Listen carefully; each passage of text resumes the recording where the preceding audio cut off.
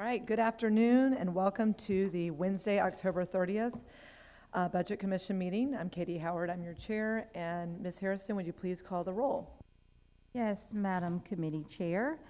We have representing Educational District 1, Ms. Katie Howard. Present. Representing Educational District 2, Ms. Aretta Bowden. Present. And representing Educational District at Large, Seat 9, Ms. Jessica Johnson. Present. I would also like to make everyone aware that our superintendent, Dr. Brian Johnson, is also present.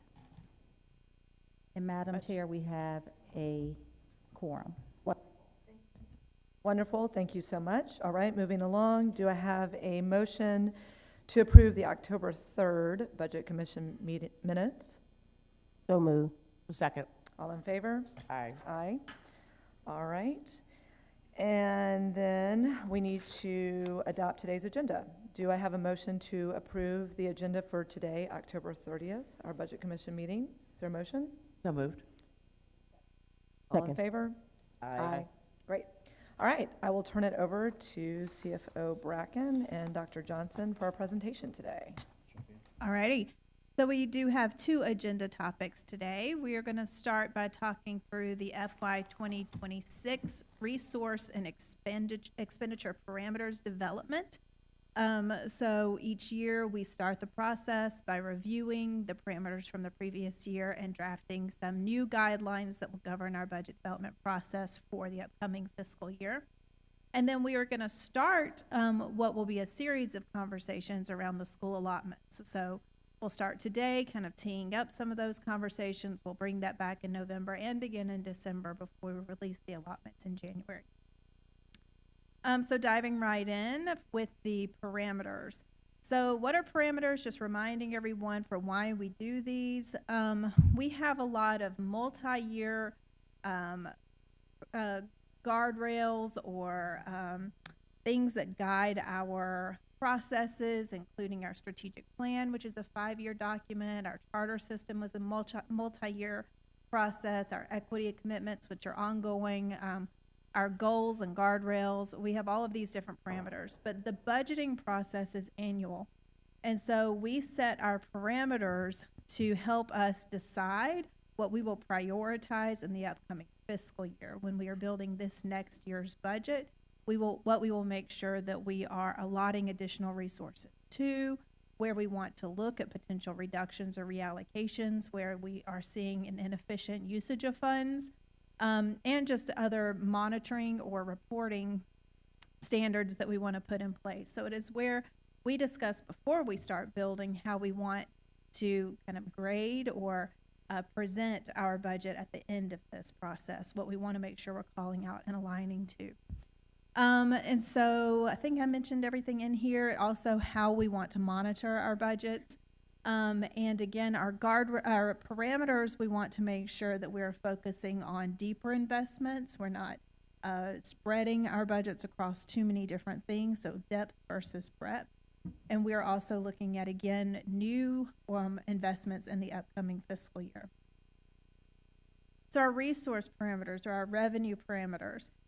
We typically don't change these. We just kind of review on an annual basis. So I'll make sure that we have a chance to look at these and see if there's anything we want to edit.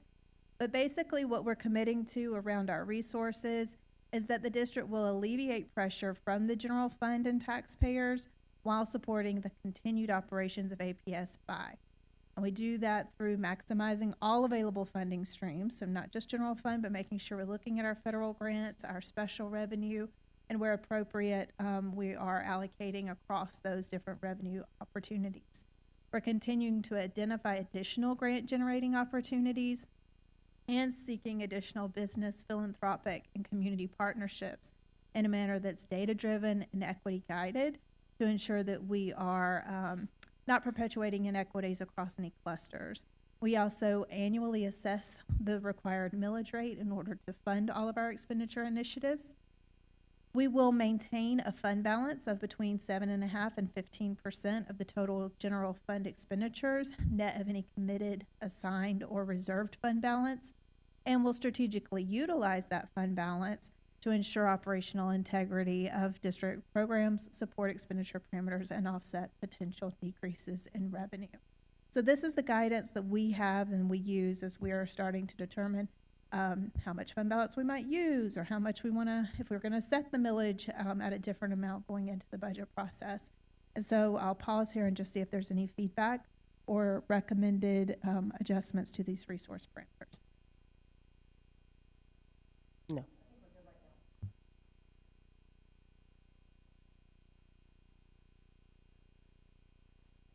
So again, before I start discussing the expenditure parameters for FY 2026, I want to line us again on some decision points we discussed at the last budget commission meeting, which is just around refining some of our assumptions of the multi-year. So what sort of growth indicators we put in on our expenditures. We're also looking at revenue decisions, specifically that way that a house bill and homestead exemptions may impact our revenue streams. Looking at school allocations, which we'll discuss in detail in a little bit, right-sizing the district, and looking at our central office. So these are some of the guiding principles the administration is using as we're thinking about the upcoming fiscal year, and we've tried to embed those in some initial draft parameters for FY 2026. These were your parameters last year. We had 10 parameters, and we funded each of these to different degrees. Deep investments that I'll call out in literacy around readers or leaders, deep investments in bringing our school nutrition in-house. We teed up the first year of funding for the ERP, big investments in compensation in the upcoming year. So we really used these parameters from last year to make some deep investments going forward. The parameters for FY 26 are going to look a little bit different because we know we're starting with a funding gap this year. So you're not going to see a lot of parameters that are saying deeper investments in or driving more costs too. You'll see parameters that are more around, that have a theme around sustainability, efficiency, effectiveness of spend, reviewing school-based programming investments, making sure that the dollars we have allocated in the previous years are getting us what we would like to see. So this year's parameters are less around spend more in area X, and instead make sure that what we are already spending across our current investments is being spent to the best degree possible. So there's a theme around these. I will just call out a previous iteration of this. We showed the edits between FY 25 and FY 26, and that created some confusion where it looked like we were saying we weren't going to fund those. Previous investments continue. So unless we have a parameter that says we want to look at reallocating funds from a specific program, we use the previous year's budget as a base, and our expenditure parameters for the upcoming year are only highlighting where we are focusing on change for the upcoming fiscal year. So I will just take a moment and read through each one of these, and then we can edit, add, or change however we need to get ready to take these back to the board on Monday for the board meeting. So the first one, we have a budget parameter around compensation. We support a compensation strategy that balances the APS competitive advantage while remaining sustainable in the long term.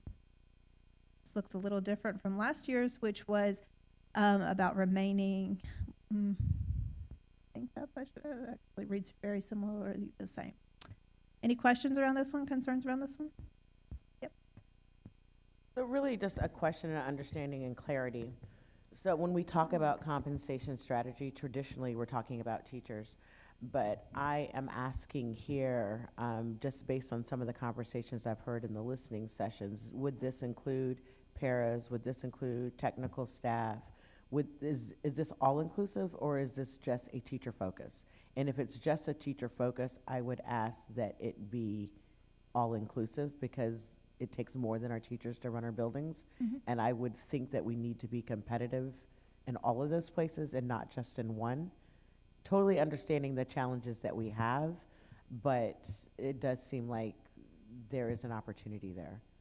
Yeah, so compensation is always all-inclusive. So when we're talking about it, I know the HR team is looking, and typically we'll bring two full different presentations, one just targeted for teachers and one for all other staff. And we're looking at our salary schedules as compared to other districts. We're looking at competitiveness across markets.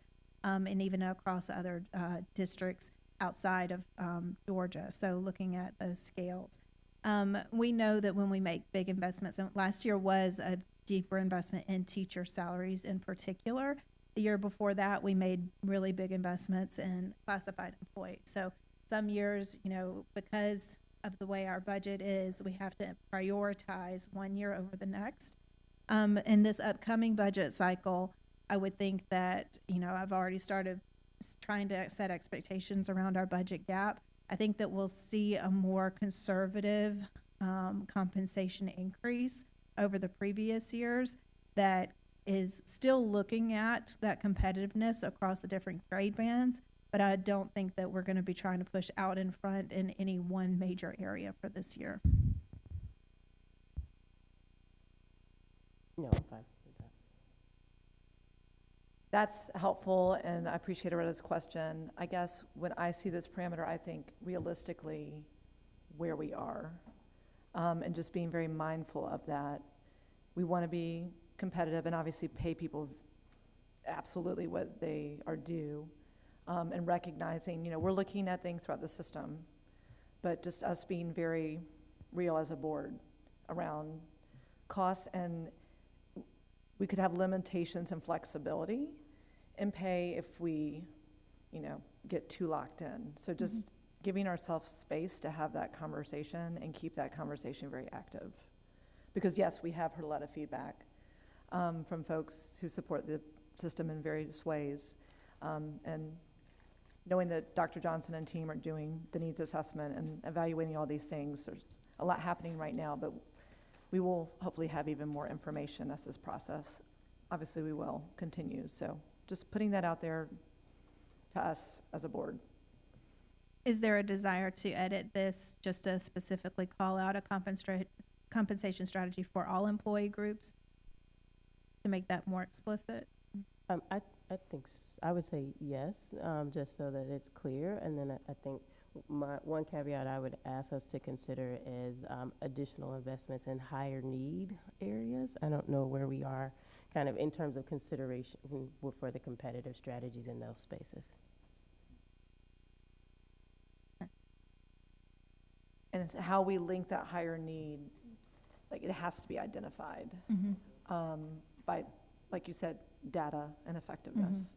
And I And think that- we'll see how that come out Yeah. in our typical compensation presentation from HR.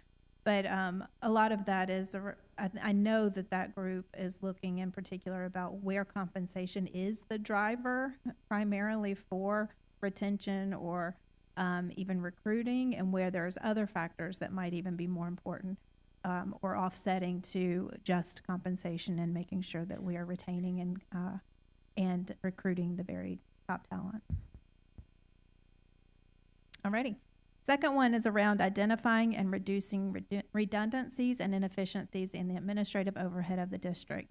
That's code for central office, right? So that is the central office review, and we are calling out and leading with, we expect reductions in the central office budgets this year. Any questions around that one? Second, reviewing school-based program investments, including signature programs, turnaround, cluster, and flex funds against demonstrated effectiveness, and reducing allocations where indicated. So with this one, we want to be very upfront that we're looking at some of those programs. We teed this up last month with some of those programs that have been around really for a decade now. I think we're over $62 million in investments now for some of these programs, or these programs all totaled. And we have not done this deep dive on where those dollars are being used most effectively, and if there is an opportunity, not necessarily, and at this point, we're not saying like cut all of that programming, but we're looking at, should we be allocating more in some schools, less in some schools, changing up the formulas that are deriving that. So what we're committing to in this parameter is taking that deep dive into those programs. Any questions around the way this is worded? Any recommended edits?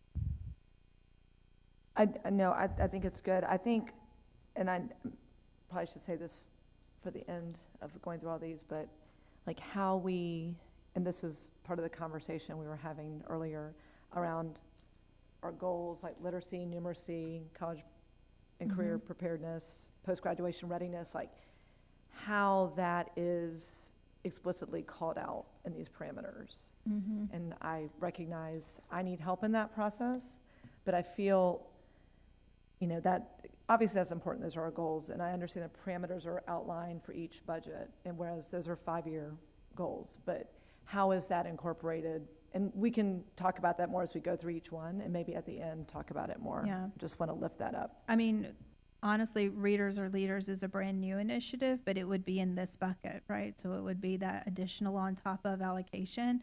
And we only have 1 year worth of data to review, but it is a new allocation that was a budget parameter last year, so that got it funded. You don't see it as a parameter this year because we're continuing that funding. So now it is making sure that we are reviewing those investments and making sure they're being utilized and implemented with fidelity, and that we're actually seeing that $11.8 million generate better outcomes for students in reading, right? So the parameters aren't necessarily always going to call out everything. Some of it's just a recommitment to the investments we've already made in some of our goals and guardrails. But to your point, I think having Readers or Leaders explicitly called out in this one would probably be very helpful in directly aligning it to our reading initiative. And that helps a lot, and I'm marinating on it a ton too. And yeah, I mean, I hear you on those are things we're going to continue, but we're going to be evaluating them, and that's what this is calling out, the evaluation and review. Because obviously if we need to commit more to it based on that. All right. Thank you Yeah. for entertaining. And it could be Those moves between, right? Investing more in one area if it's working well and investing less in another. It's just being critical about these adjustments and not allowing them to just roll year after year. And I'm getting at that the goal should be helping direct this conversation. Yep. They've got to, which aligns, it should, and we're working on that with the strategic plan. We're not quite there yet. So recognizing that's an issue too. Thank you. The next one is more embedded in our base school allotments. Actually, the next two are. So this one is maximizing those existing investments in support of all student populations, including investments in early intervention, remediation, gifted English learners, economically disadvantaged, and exceptional children, and exceptional education. So this was similar to a parameter we had last year that really called out additional investments. And again, you see the change in the wording, which is not necessarily saying that we will be spending more in these areas. We might be less, it might be a reallocation, but the emphasis is on maximizing the existing investments, making sure that what we are allocating dollars towards is actually yielding the outcomes that we expect. Yes, microphone on. So I see a lot of our goals in this space, right, in terms of these are the areas of where we're trying to move.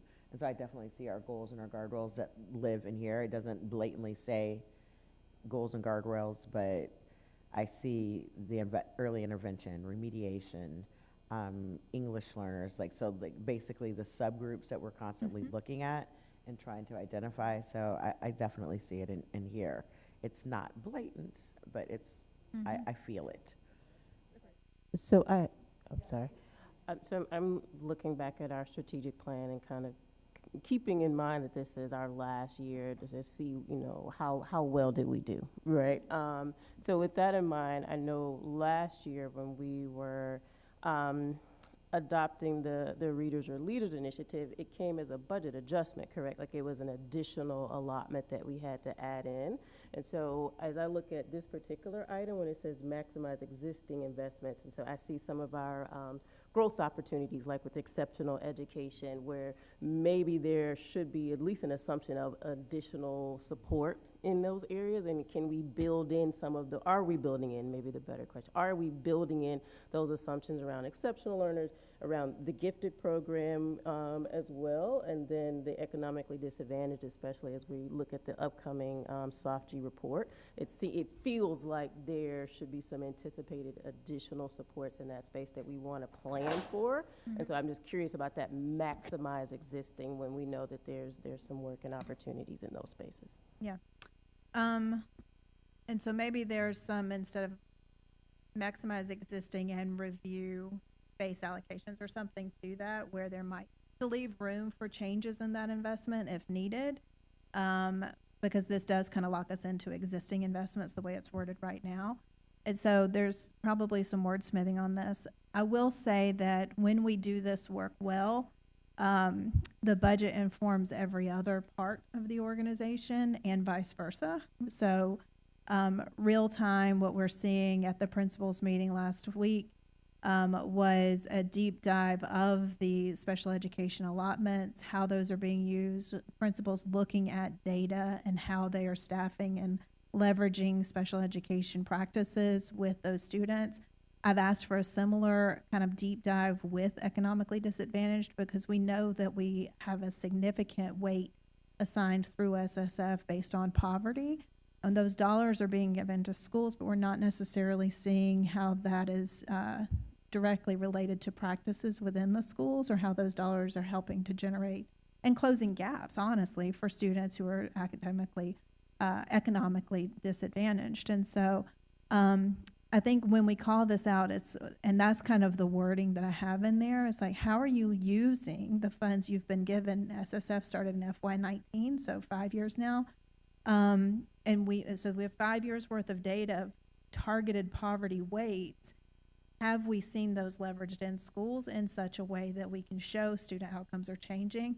And when we look at our SOFG reports, we don't see big gap closure for that student population. So there's some questions there around the effectiveness of that allocation. Sure, and I think I appreciate that perspective. Maybe my question is more around, like, on the district level, is there gonna be another, like, readers level initiative to support those special populations in the next year? And should we be thinking and planning and earmarking for that? Yeah, so I think we should absolutely be thinking about these areas. I mean, you'll see in the SOFG report next Monday where the opportunity is for the district, specifically the subgroups: economic disadvantage, students with disabilities, our Black students. There's a ton of opportunity if the district is to move student achievement, those are the levers that have to be pulled. Now, there's kind of a twofold question here. Are there enough resources in those areas? I think to answer that concretely right now, I don't know that I can. What I will say is there will absolutely be opportunity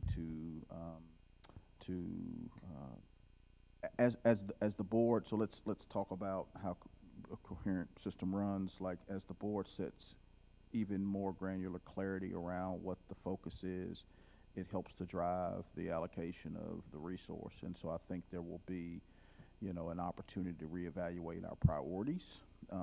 Everything can't be a priority. That's just the bottom line. And so what I am observing is that there are a myriad of priorities, and there's an opportunity to get a really laser focus around these particular subgroups and to make sure we move them forward. So it's not necessarily that it's more money, but there could be the reallocation of resources around what we're really, really focused on. It's kind of like having a house, and I think that's our conversation that we got to have. It's, I want the latest and greatest camera system and security system and the latest and greatest channels for cable and all those things. I've got to have lights, water, et cetera. And so we're right now, when we're dealing with subgroups, I think we're dealing with we've got to haves. Like, we've got to lean into these areas if we're going to move student achievement, or else we're not. And so I don't want to do the bells and whistles. I want us to lean into a core area. So as the board sets that real clear direction, it will allow us to make sure our resources are intentionally allocated in that area and that we're evaluating accountable to the outcomes that happen as a result of that. Thank you very much. Couldn't agree more. And in looking at this, I think maybe, Jessica, what you're saying too is we don't want to be restricted. Like, we want to give you the flexibility you need as we go forward and we do start to tighten our goals. So one thing we hope that you see is we continue to evolve through this, or our hope we see is we continue to evolve with this process, not just this year, but as you go into a new strategic plan with goals, et cetera. Ideally, the strategic focus areas drive your allocation, your priorities drive your allocation. So these parameters in effect are the priorities. We should not be in a posture where we should always be forward leaning, but there shouldn't be these last minute as much as we can avoid, like, oh my gosh, we need to do thing X, right? Like, we know that we need to improve literacy outcomes explicitly. We need to improve literacy outcomes in these subgroups. And so as a result of that, here's what we've been planning and doing, and here's how we're going to allocate the dollars that exist. And so there's not as much of this above and beyond. We're in a moment of repositioning the dollars that we have. That's what we need to be doing with intentionality, because there aren't more dollars out there to go and grab a new next shiny thing. We need to de-invest or uninvest, whatever the word is, in things that aren't working and invest in what we need to be doing. And so that's the hard conversation that we're in right now. And I think you all have to help us in the hard conversation that will be in the months that lie ahead. There are some things that we need to take resources away from, and we need to put more resources in these areas. And again, SoftG is going to paint the picture really, really clearly when we look at how there's variability in how our students perform by subgroup. So hopefully no last minute. We are with you. And I want to recognize we're joined by Board Member Ken Zeff. Thank you for coming. And Aretta? I want to give you a new word, Dr. Johnson, to go with your opportunity. Let's optimize.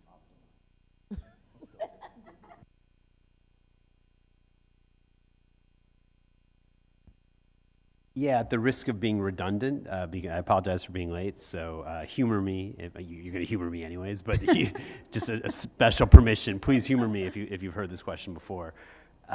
So on slides 7 and 8, these are the guidance that is the crucible of which you're going to make decisions, right? Strategy is about saying no to stuff. If we say yes to everything, that's not strategy. Strategy is about saying, like Dr. Johnson just said, what do we have to de-emphasize so we can accelerate on something else? So are 7 and 8 the tools that you and your team and the administration are looking at as you're weighing decisions? Is this the lens that you use? So slide 7 is last year's. Okay. Those were the allocations, those were the parameters for last year. So And yes, it did, right? So some real examples of how this guided our conversations. We brought school nutrition in-house, and that was a $12 million investment. We are funding the ERP, $9 million investment. Readers Are Leaders, or commitment to literacy, yielded Readers Are Leaders, $11.8 million investment. Compensation strategy around maintaining competitive advantage is 11% raises for teachers. So yes, each one of these helps us then identify where we're going to prioritize spending. I did tee up this year's as a little different from last year's, and that last year's really did focus on where new investments would be made.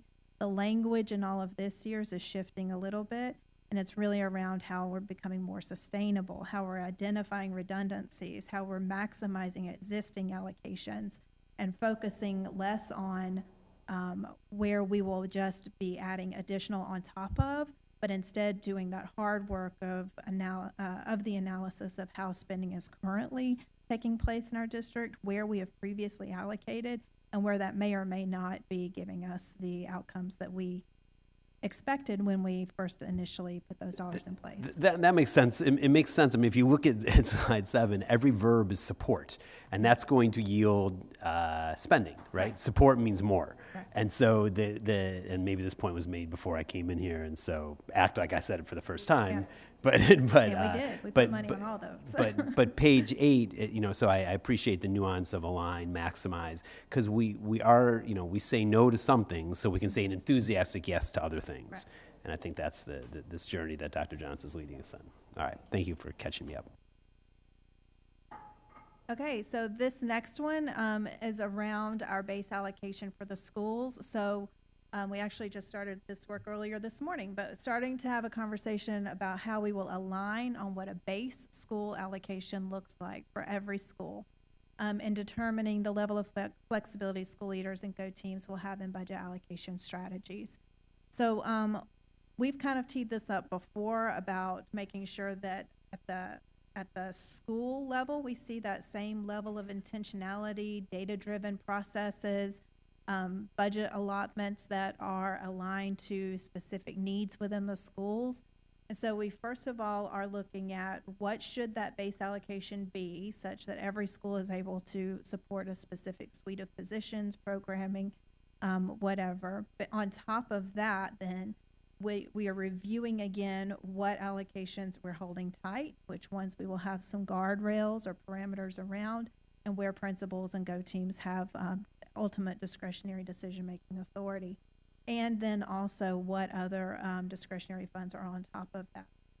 So this is that, again, just deep dive of the base allocation, reviewing what we've already allocated in the past and making sure that that is still correct going forward. This is the bulk of the work that we will do at our November Budget Commission meeting.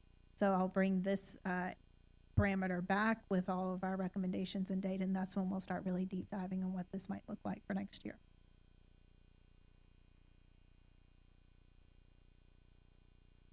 Questions on this one?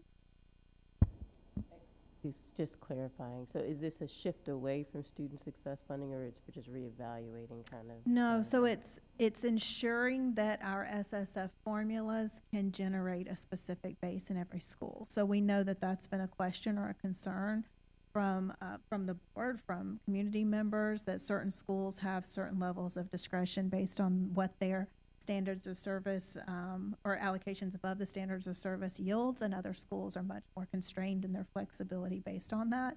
And so we just want to review and make sure that that base is sufficient for what we as an administration, you as a board, expect that every school should be able to offer, while still allowing go teams and principals to exercise discretion on where we think that, and again, the way I did this with the exercise we're about to do in a minute, I did with principals last week.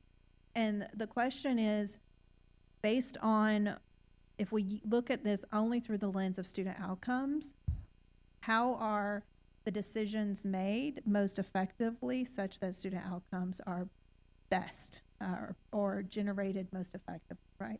So if principals have the most discretion with class size, is that going to generate better student outcomes, or is a standardized 23 students per classroom set centrally going to generate best student outcomes, right? So it's just wrestling with that again, and we'll talk about it when I get down into the school allotments. But it's making sure that that base allocation is sufficient such that every school is able to offer a specific suite of services, of offerings, of electives, of support positions. And this does not impact our charter schools, correct? No. Because their funding is based on a state dictate, is that correct? Mm-hmm. A state formula. Which is basically what, based on their share of the district? Mm-hmm. So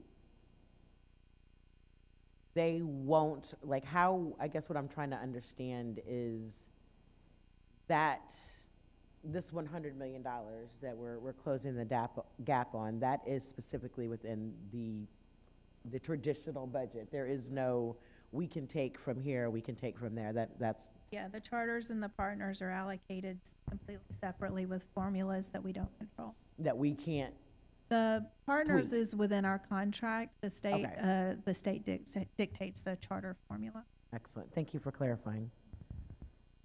I think the only thing, I understand the flexibility with our charter system, but going back to, again, and we have work to do as a board to narrow our focus of our goals, but how that, will be a part of that conversation. Like, there may be flexibility in some areas, but in others, it starts here and it cascades throughout the entire system, what we're doing to support.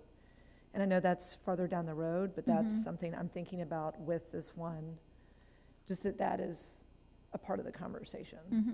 And that's what drives it, which I know you're saying, but I feel like it needs to be said out loud. That's why we would be having that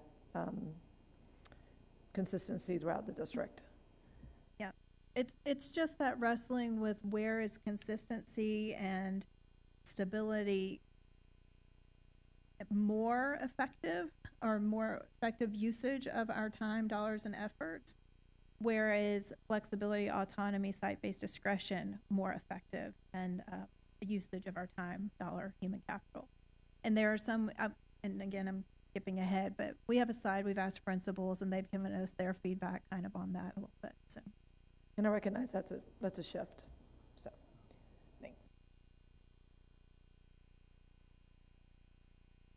It's not really a shift because we've always had tight guardrails loose, right? So even really prior to us moving to a charter system, when I first got here, there were some principals' discretion with some of their allotments. Even when we were allocating positions, they would have the authority to shift a position here or there to change what their master schedule might look like. So there was always some flexibility. There were always some allotments like non-personnel, stipends, some services like that were really loose. And then there were always some allocations that were held very tight and centrally. And that's the case now. It's just reviewing that portfolio. So what are those things that we hold tight? And every year we do this process to a small degree. I think this is the first time that we are doing an official process. We're looking at all the allocations again and building out the budget such that every school is able to afford a certain base allocation. And thank you for clarifying that. And I think the shift to me is just that we'll get to a point where it cascades through, that in alignment. And that's what I kind of been getting at about a shift in that direction. Recognizing there's some things that, yes, we have been required and been done, and there's been autonomy that's worked really well too. But just us taking all that information in and then coming back to how are we prioritizing based on our needs, which are our students who are struggling, and how we're adjusting for that. So maybe shift is too strong of a word, but I do, like Ken's saying, I mean, we're going to have to make shifts and changes to address the needs of our students. So Just Yeah. if I could, so just to be clear, like I don't want to sugarcoat this area. We believe in defined autonomy. I've said this to every principal in this district. The better you do for children, the more autonomy you give, and the better you do, the more autonomy you get. Right. So it's a double-edged kind of approach. Unequivocally, we need to be clear about what our base funding is and what we as a district fund. And then there should unequivocally, and I believe as I'm learning, there has been a process and maybe moments of time where it wasn't as implemented with the level of fidelity necessary, but we need to make sure that if we're funding 22 of those and 2 of those and 1 of those, if you are pivoting from that you're having a conversation with a principal support, a principal supervisor, and that you're having that conversation with your GO team, and that we're being really transparent. So what we anticipate doing this budget cycle is to be really clear about we're funding 22 of these and 13 of those and 2 of those. If the school administration and the GO team, et cetera, decide to deviate from that recommendation based on what's best for their building and their nuance, I want to be able to stand in front of our community and say, when we funded, and this was a decision that was made at the school level, we fully support the decision made at the school level, right? But it is a decision that's made at the school level based on the nuance and the necessities of that particular community. And so let's be really, really clear that the funding and the outcomes have not necessarily align to the level that we need them to align to for children.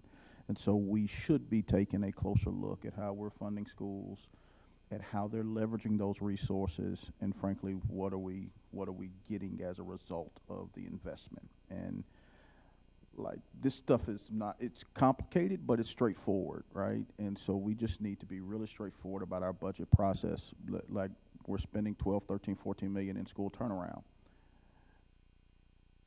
And I want to see the turnaround. Like, I'm just being clear, right? And so, we don't want to make this process hard, even though it is a difficult process. It's an honest process.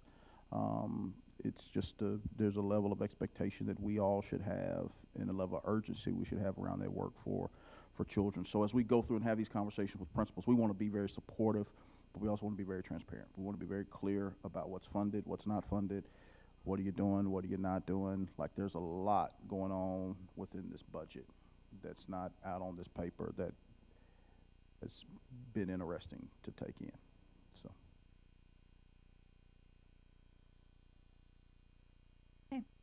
The next one is kind of a revenue, but it will impact our expenditures and the decisions we can make with our expenditures. So we will need to adopt a position on House Bill 581, which is the homestead exemption, which caps our homestead values at a CPI or annually calculated amount, and prepared to either opt in, which means we need to make the necessary budget adjustments and reductions based on that, or opt out, which is a whole process in and of itself. And we should prepare for both of those. So we will have a dedicated budget commission meeting where we're talking about that as well. And then the last one is aligning on the current and multi-year budget process, is to align the current and multi-year budget process with the facility master planning process, with a specific focus on right-sizing both school sizes and staffing allocations. So this is committing to running that facility master planning process and going ahead and adjusting the budget as needed this year and in the multi-year to support whatever outcomes we see from that multi-year process. Any questions on those last two parameters? Okay, so I did make some edits. I'll just recap those, and you'll see those captured when we bring this back on Monday. So for the compensation, first parameter, we will add a compensation strategy that is all-inclusive and for all employees, so some language around that. Additional investment in, I think the readers or leaders, we're gonna add readers or leaders to that same parentheses with signature programs, turn around and cluster to call that out as a recurring investment. And then where we have maximizing existing investments, we'll say maximize and reallocate as needed to give us some flexibility on additional allocations or reductions in those areas if needed. Any others? Alrighty. Moving us forward to school allotments. So again, this is an exercise we did with the principals at the principals meeting last week. And this is just going to be a conversation starter. We'll get into all of the data and the tables and the pluses and the minuses next month. This one is really just around that first decision point, which was aligning on our assumptions, what we are comfortable with as APS community. And so we're going to talk about the tale of two schools in APS. And what we've done here is we have two parents. This is just at a soccer game at the end of the day. And dad leans over and says, you know, Alex is loving his school. He's in orchestra. He gets free tutoring after school. They even have someone just to work with Hispanic families. Also, they've even got dance classes, right? And mom from another school says, well, that sounds great for Alex. I wish Rachel had any of it, right? Not fair. We have lots and lots of these conversations. I have these conversations with parents. I'm sure you do. There's this perception of inequity around this perception of unfairness. What it actually, and maybe it is in some cases, but what it is coming from is the flexibility and autonomy that our principals have to leverage their budgets. So we just want to show how this work rolls out. And what we did with the principal groups is we asked them to define how these different strategies may play out at their schools and why you might make the case or argue one way or the other of how a school might approach a very similar issue. So here we've taken a school's budget. This is one school, it's one of our existing schools. This is about an average size school for us at an elementary, 425 students. It's a $6.6 million budget, which is about a $15,000 per pupil. It's not the highest of the high, it's not the lowest of the low. This is a very average looking school for us. It is a Title I school. And so this is the SSF allocations. This slide 13 is showing you how they have earned their dollars. You can see they're earning quite a bit through poverty weights. They're earning quite a bit in EIP and remedial, their title allocation, their signature funds. So this is how they've earned. But this school is built out in two different scenarios. So the identical allocations with the existing flexibilities that principals have, they can build their school budgets out to look very, very different. You can do this later on your own time if you want to actually go play with these school allotments. But budget one, if you click on that one or follow that link, it will take you to the budget as built out one way. and the second one built out a second way. So we won't take the time to do that today, but basically I'll walk you through what those two budgets look like. In budget one, the principal and Go team have identified a need to prioritize very small class sizes. This is a community that values direct instruction. They think that that is the most important lever to getting their students achieving at a high level. So they are investing deeply in an average class size of 18. They are trading off some other areas in order to do that. So they are limiting some of their extended core offerings. They are lean in their school administration, and they have less student and staff supports overall. With the exact same allocation, School 2 is prioritizing support positions and wraparound supports. So they are willing to maybe do a trade-off with larger class sizes and less instructional paraprofessionals in order to provide a variety of services and opportunities for their kids. So on first reaction, how does this feel? Like, how comfortable are we as a board, are we as a community with having two schools that look very different?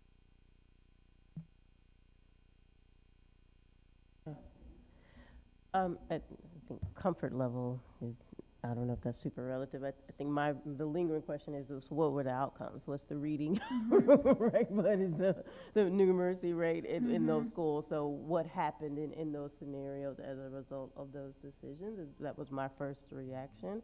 And then I was thinking back to when we were comparing like the class sizes across the metro area, and is that a conversation that we're willing to have about how making an adjustment in that space could create more opportunities for people to have a little bit more of both and in some of these areas?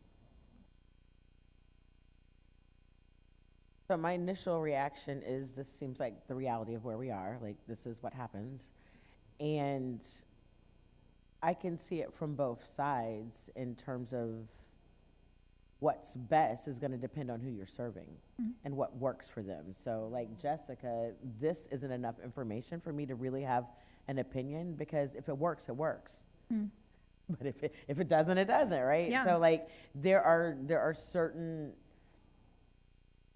people who look for small class sizes, and that's what they want because that's what works for their child. They need the least number of distractions. And whereas on the other side, there's someone else who needs something different. And so I don't have enough information to have a strong opinion.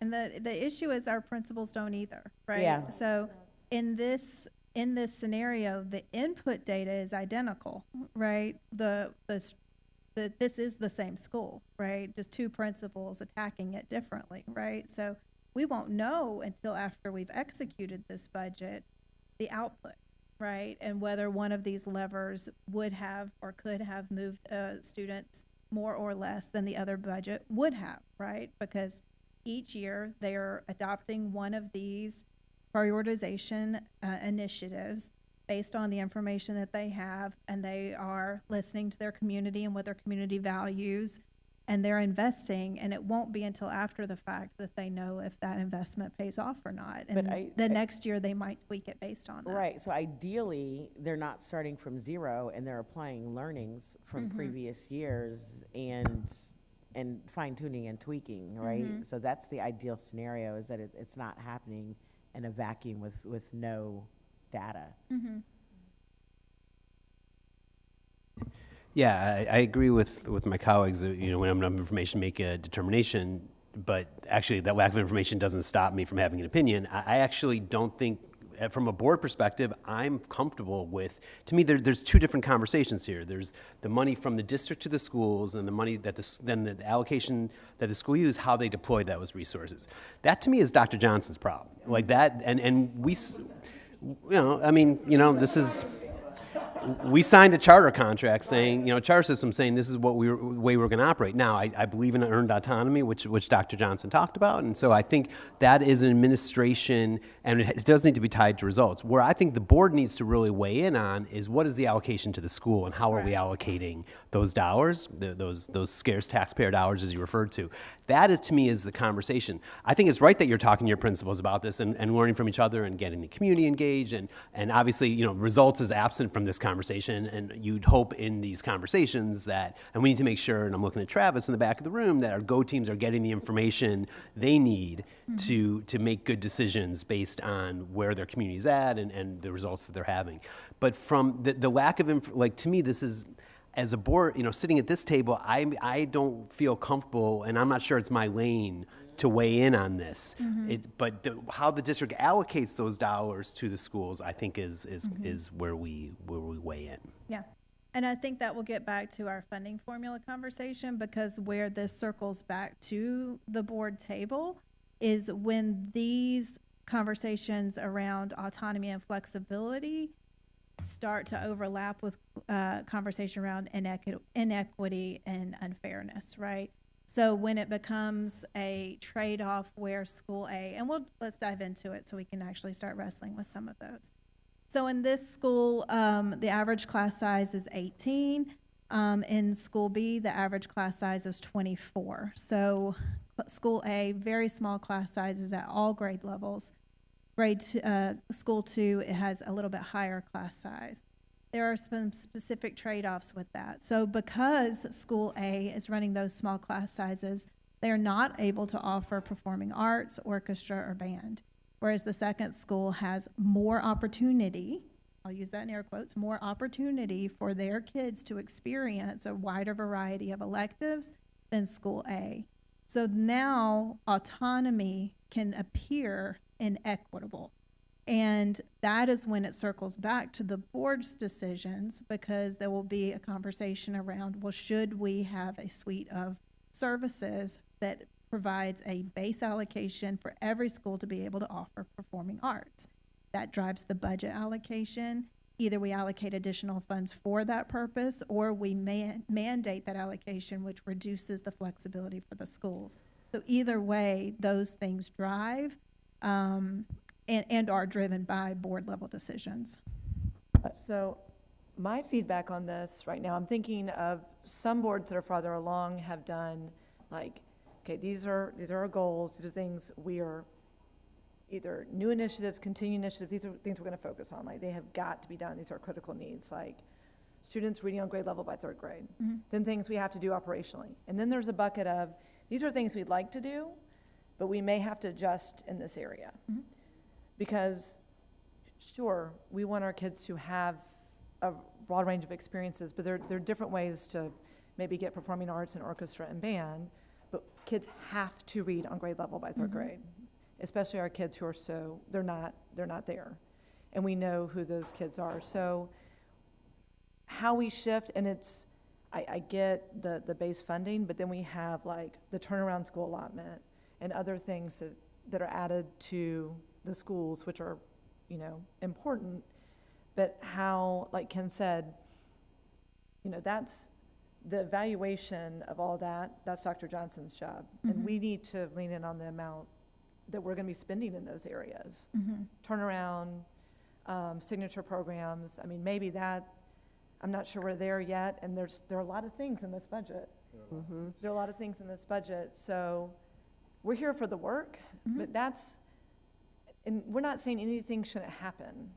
It's just, how are we doing the core work we've got to be doing? Because if kids are having that experience, but again, not proficient in numeracy, we've got to have a real conversation about how we shift to make sure they are, but we could still have that experience, and what shifts have to happen to maybe develop things so we do have both. Because we do have a lot of money, but how are we spending it most effectively? Okay. So going back to our strategic plan, I've got it up. I'm opening it back up. So what we said, like just for argument's sake, is that we would expand access to extracurricular activities within from 2020 to 2025, and that we would make deeper investments in student support services. And so, if I'm taking a step back and saying, as a board, it would be my expectation that principals would be making decisions that align with what is in the strategic plan in terms of what the priorities are, right? And so that might be some additional supports from that budget 2 section, because that is a commitment we made as a district to provide a standard of service to all of our students.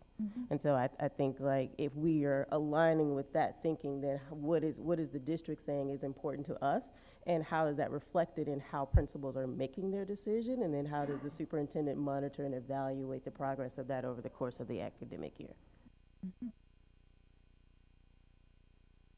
I'm with you on that, and I also just want to elevate. I'm just going to give you a big of the guiding question in terms of if this was your school. When you put it this way, as a parent, like 6 more kids in a class, I get performing arts, orchestra, and band. Heck yeah, heck yeah, I want that, because while the core classes are art, music, world language, there's math and band. There's reading and performing arts. Like, those things are in action and utilized, and they're also the things that could get a kid to actually come to school, right? And that might be so- the case that budget 2 principal is making, right? Budget 1 principal might make the case, if I'm focused on reading and math, then those small class sizes is the lever. And they're going all in on that, and that's fine. And they're going to make sure that they have after-school activities or things like that. But budget 2 principal has made a different calculation. And based on the calculations, like you said it, like it looks incredibly inequitable, but things were done intentionally. But if I was at a school that was underperforming and I feel like I'm being punished, like, you can't have that fun stuff. You just got to focus on this. Never mind the application of the math. Never mind the application of the reading. You got to stay in that space. That just seems a little. Well, so I want to be really clear, and what I was saying was, No, not you. Oh, just saying in general, yeah, like, none of us are suggesting to the public that we cut these things, but how are we best leveraging what we have Yeah. around student experience too? And none of these are our allocations. I These are think the there should principal's be a allocations. minimum set of extended Yeah. core offerings. Yeah, so the only. Set me straight now. Well, no, let me pick up what Jessica said. What I heard from Jessica and the board's commitment is that student has a set of experiences. I don't know if we need to mandate the inputs. So let me give an example, like security. So we insist that our kids be safe when they go to school. But if that doesn't mean that every high school football game should have 6 security guards, if some high schools need that and some don't. But what we do promise, or we do commit, that your child will feel safe when they go to a football game. We owe them that. And if we're not doing that, then we need to, then call us out on that. But I get nervous about mandating the inputs because for example, there could be a world-class nonprofit providing, the Alliance Theater could be providing performing arts after school. That is world-class for, and I shouldn't name check Alliance, they're wonderful people. Whoever is, all our theater providers are wonderful. But I wouldn't want us to, so what I agree with everything you said, Areta. I want to make sure kids have these experiences. I'm not sure we need to sit here and mandate exactly what it should look like from this table. No, but there should So- be something. So I And the think we should community should mandate hold that there's an principle to it increase. through the GO team. But I'm nervous here, because we have, we have 50,000 kids or 40,000 kids in very unique circumstances. I feel like we're going to get it right 50% of the time, and we're not going to be sure which 50% it was. And so I would much rather trust our communities and our schools to deliver on those expectations. So I I'm agree gonna, with you on that. I'm just saying there needs to be something here. There needs to be an increase of There something. needs to And be so an at the end of the increase year, in- if there was one club, Can't there's 3 just- of I whatever. worry about doing it through inputs versus outcomes. I would much rather hold the school and the community, the school saying, hey, how are you delivering, ask the question you just asked us, how are you delivering this? Instead of saying, here's how you're going to deliver this. Okay, and if they're not? Well, then we have a That's Dr. superintendent whose Johnson. job it is to Right, make sure right, that. right. And I think that goes back to like really monitoring this and supporting it. Right. Because when the GO team, like you said, I've been on a Go team, and I've seen some data, and I've also seen a lot of principals come in with a lot of different strategies. I've lived this experience. And some have a lot of experience and know how to balance and maneuver and shift, and you see an increase in outcomes there. And then some, they just have a different experience. And it's how the district supports it, but giving that, I would just say earned autonomy for now, but no, we have the autonomy, but we have to monitor and support. And yes, we said in this, Monitored autonomy. Monitor is all the what time we'll and talk about support. next month, yeah. yeah, and then when you say student supports, like Ken's saying, that can look different based on the school, that's the point of Yeah. it. But yeah, for us to say, everybody gets this, could hamstring someone from doing something they really need to do, so. So lots of energy around the extended core conversation, and I'm hearing school and site-based autonomy with that one. We'll see if that energy maintains when it's an additional administrator. So now we're going to trade off a small class size to add a school business manager to the school. This is still the same budget allocations. They are able to afford all those cool electives, but they also want an additional administrative person to kind of share the load. And they have, again, higher class sizes to be able to afford this than a neighboring school. I mean, if your Go team, if you can convince your Go team that this is going to deliver, some schools value, higher touch, more, whatever issue that school needs. If you can convince your Go team and your area superintendent or whoever your principal supervisor is, what we call him, cluster superintendent. I'm learning, right. Then you have a coherent plan. I'm deeply uncomfortable saying, no, it's got to look this way in your school community. Cool. Yeah, I think the only caveat I would say is there are certain, and this is beyond the core. So I think it's important to define beyond what we're calling the core. There is a base that I think you got to build from, right? And so how you adjust and move beyond that base, I think that's where the defined autonomy is, and where the cluster superintendent and HR others are involved, and Go team obviously in helping you formulate and make decisions that are right for your particular school. But for a school to say we're going to cut all of our arts because we're going to hire more English teachers, or we're going to cut all of our English teachers because we want to hire more arts, there's a base that I think we've got to set. It can't be so autonomous that you get out there and you are doing things that aren't moving student achievement forward. Because here's where the rubber meets the road, right? You all are going to set goals. And you've set goals, and you'll reset goals, you'll find goals, and you will absolutely have an expectation that we are working to meet those goals. And if we're doing things that are counter where the goal is, it creates problem usually for the superintendent. So we want to be real clear, right, about what that is and how the strategic plan aligns and what schools are doing as a result of what's there, with the clear understanding that, frankly speaking, you never can fund everything in a budget that you want to fund. But what are those most intentional investments that are going to move student achievement? And that's where the data comes in, right? So when we start to look, and I want to take us back to where the conversation started, because this is really a straightforward conversation to me. It's data-driven. Our subgroups are struggling, period. So the conversation is really straightforward with school leaders and principal supervisors, et cetera. How are you going to close the gaps? What is the operations manager going to do to enhance student achievement at your school?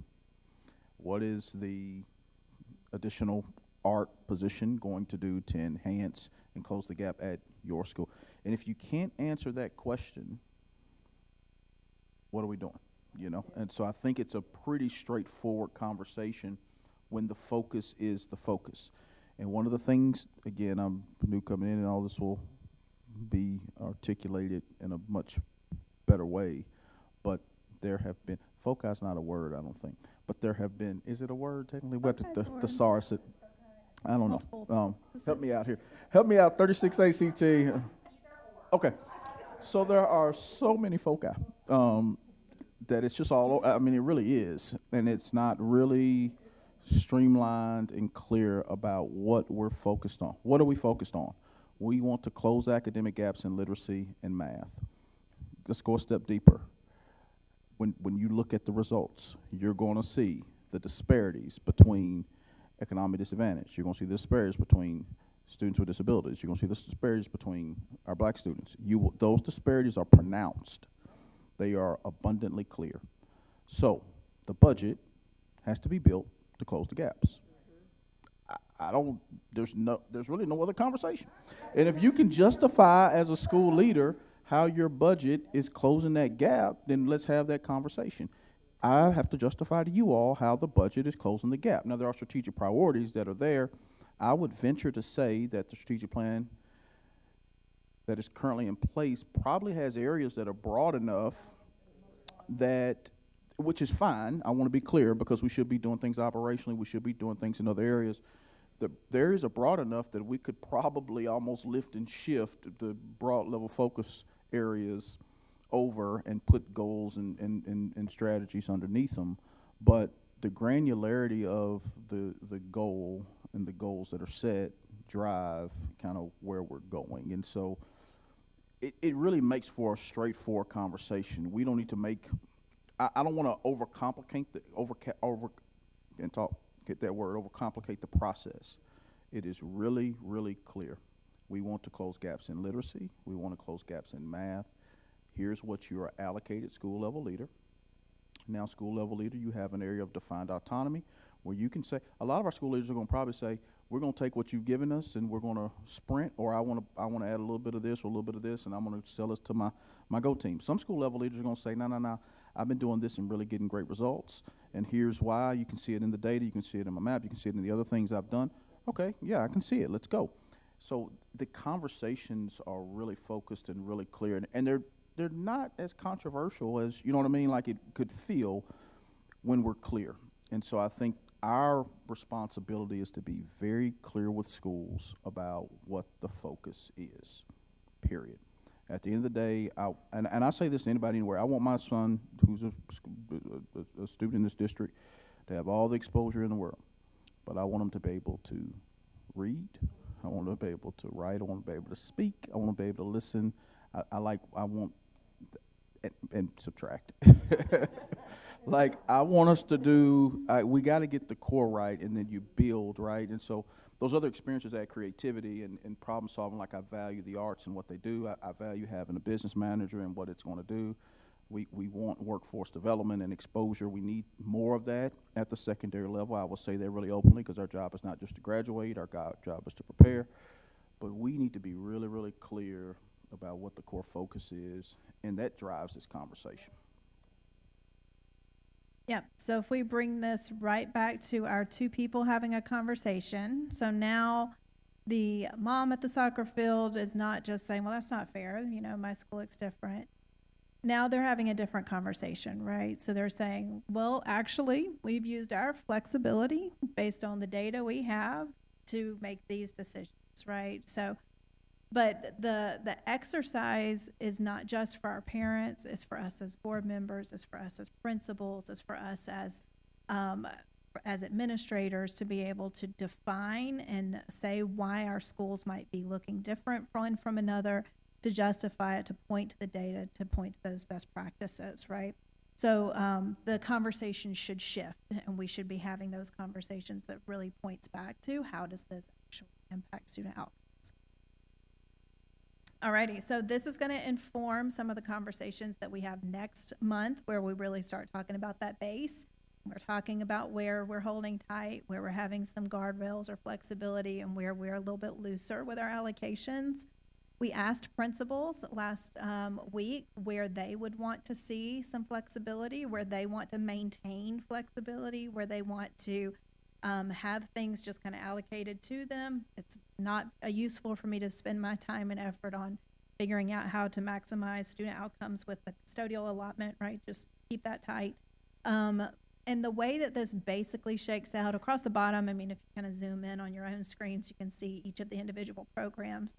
But about the first third is our more instructional type practices. So that's things like our core class sizes, our instructional paras, electives, our non-personnel and hourly positions and coaches and things like that. The middle third is administration. So that's where they're saying, no, I still want this to be loose, but give me some guardrails. I think there should be at least some standardization, whether that be a no less than or an at least of, or a ratio type allocation for the administrative positions. So around that, we see things like our bookkeeper, assistant principals, registrars.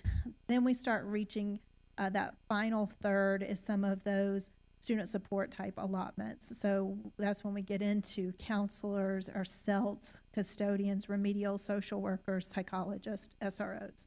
So this is kind of graded from where they see most where they would like to maintain the most flexibility and autonomy at their school sites, again, around that direct instruction, to where they would be willing to give up some of that flexibility in order to have more standardized practices, and that's really around the administrative and student support type work. So this is factoring into some of what we will be bringing you as our primary recommendations next month. So next steps. We have a budget commission meeting currently tentatively scheduled for November 21st. I think that's back on the third Thursday schedule that we typically try to stick to. Again, at that one, loose agenda, I think we're going to talk through House Bill 581. Maybe I've got that in here. I think we're going to start talking through House Bill 581. We will know at that point whether or not it has passed, because Tuesday is a big day for us. And that will then dictate if we actually even have something to opt in or opt out of. And that will begin the process around that. But we'll spend the bulk of our time around school allotments next month. In the appendix, I just want to call out, these are some of the other guiding principles we've used in the past for consideration for revenue, our goals, our guardrails. This, Board Member Baldwin, you requested this last month, is the change between the FY24 allotments and the FY25 allotments by school. So you can follow this QR code and it will show you all of the earning pages from the previous year and this year, and then the delta between those two. So you can see how those changes in the weights compiled with the enrollment changes actually change the allocation school by school. Per pupil slides from the previous month, and then we've also dropped in here some data we've been working on with the spend versus outcome analysis in these last 3 slides. So just some additional data blocks that we're putting out there for you. That concludes my presentation. Any questions or concerns that you have for me?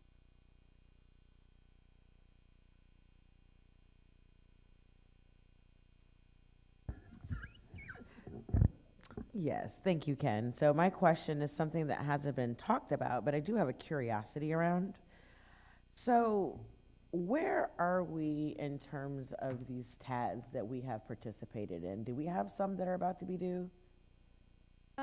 We'll bring that at a following, I think that's going to be our January Budget Commission meeting. I'm trying to picture my little schedule walking us through all the Budget Commission meetings, but we're going to do a deep dive into the TADs again. I think we have one that's closing out in 2030. There might even be one that's before that, but I do want to unpack what's in the current IGA, kind of the intergovernmental agreement that we negotiated, I think in 2019, 2020, and what came out of that, what our existing TADs are, about what we are allocating from our millage into each of those TADs on an annual basis, and when those are due to sunset. So we'll kind of unpack all of that data. It is informative of the multi-year, and how those TADs are managed and implemented can drastically impact what we should assume in that multi-year. So And we'll have a whole day kind of planned for that. so will there be just general base level education in that as well? So I don't need to come to you for that beforehand, just, okay, Yeah, thank you. I'm going to do it for everyone because I know I think we have quite a few new board members since we've done a lot of the IGA work or the TAD work. So we'll talk through that. Thank you. Thanks. Thank you, Dr. Brackton, as always, for taking us on this journey. I think this is two quick points. I think this is implicit and slide 8, but you're going to bring to us a balanced budget. Yes. Okay, that's a budget parameter, right? Well, it's worth saying out loud into the record. Just going That's to correct, breathe. or I won't be bringing you one at all, no. Right, So, yeah. breathing it into the universe, and so that's one of our parameters is that we will not plan to use fund balance. Oh, well, no, so a balanced budget may include the usage of fund balance. So Okay. the resource parameters discussed on slide 5, so the bottom 2 bullets, so we do have a parameter that commits to maintaining a fund balance of between 7.5% and 15%, and only utilizing fund balance when it is strategically to ensure operational integrity or district programming, support expenditure parameters, and offsetting potential decreases in revenue. So if there is any more targeted or specific guidance around fund balance or fund balance usage, we would need to know that prior to going into the budget development process. So I'm always confused by a range of 7.5% to 15%. It's hard to manage. It seems to me you manage a number and then you live with that number. We dip below, and I don't have the number in my head right now, but the threshold that we had this past year, 14.22 right now and we had hoped to be at 15. at 15. Right. And so I would expect there to be a scenario where we're not going into our rainy day funds beyond this 15%. Now, I understand that I thought the way you did it last year was fair, that like if this is where we have to live, but there's some important investments and we'd like you to consider that, but that the budget should be an expression of our priorities that lives within that 15%. Yeah, so as always, what we can do is as we're building this process or building this budget, we can build some scenarios where we're looking at this is what our budget would be if we keep fund balance within this range. I would not go below 12.5 at 12.5 is my dead stop. I won't go below that. And even after beyond that, I will have a strategic plan for how we build back up to 15. But knowing that there are some years where we're going to have big cuts, where we're going to have big increases, I think it is fair to strategically dip into knowing things like in 2027 pension pays off, right? So we know in 2030 a TAD closes, right? So we can know how to strategically use fund balance, so we're also not sitting on a fund balance that's artificially high. But yes, knowing that. But if we do have a parameter that says we want to see a budget that restores fund balance to 15%, and also see a different budget that has us, at meeting all of our parameters and guardrails, and maybe not dipping below 12.5%, we can show like a budget A and budget B. But we will see the trade-offs within that, just like in principle. So right, all this is trade-offs. And I don't want to make your team grind unnecessarily, but I do think this number, we should have a number. I think that would be easier for your team to have this 7.5% to 15%. Feels like you're kind of feeling around in the dark a little bit, and it sounds like you have a vision for why. What are the risks of going below 12.5%? Where might we find ourselves, and what is the probability of the risk? So we can go in with our eyes wide open, like, well, the probability is recession hits, the other thing happens, and we have to make some really tough conversations here. And so I think at some point, I'm not sure what the right point is, but it seems to me it would be helpful for your team to know, like, okay, this is the number that we're targeting for. Basically what you just described. I think maybe a couple slides that tell us why you think 12.5 is the number, so we can get behind that. And no less than, yeah, okay. And we can be on the same page there. And then just the other piece I had was in the last budget. I pay close attention to these presentations. You spent a lot of time in these last meetings talking a lot about school size and staffing allocations. That's not here. Is that coming, or is where should That's we? my last bullet on the parameters around aligning with a multi-year for the facility master planning process. Okay. So the budget process will not guide the closure or rezoning or anything like that of any schools. The budget and the potential budget savings can be a decision factor around a broader facility master planning process. And so I'm in the background and I'll be running numbers and all that kind of stuff. But Yes, what I'm providing is data and input and the cost per pupil, all of which I think is informative in a broader conversation around facilities. And the budget process will support that facility master planning process. And so you don't see any direct inputs in this budget cycle to that conversation? So the multi-year, and in the parameters, I have not made assumptions, for this fiscal year around that.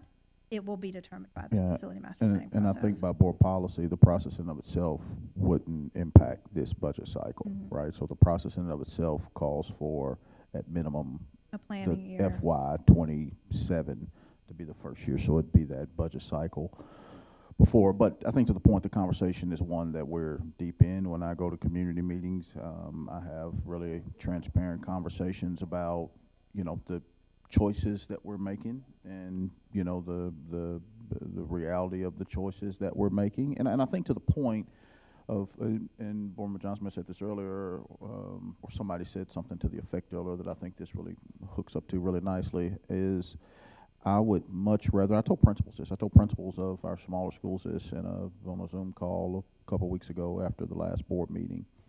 I said, I would much rather be coming into this community and advocating around why we need more revenue, because our small schools are like just knocking it out of the park, right?